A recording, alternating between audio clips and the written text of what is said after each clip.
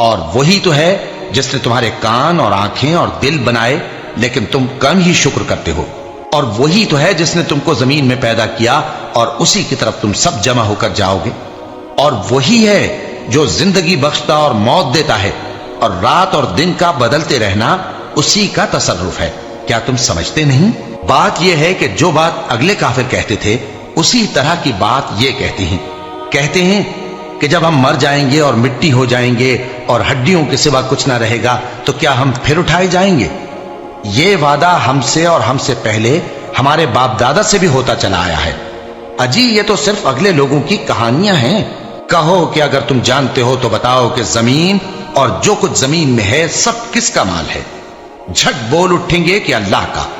کہو کہ پھر تم سوچتے کیوں نہیں؟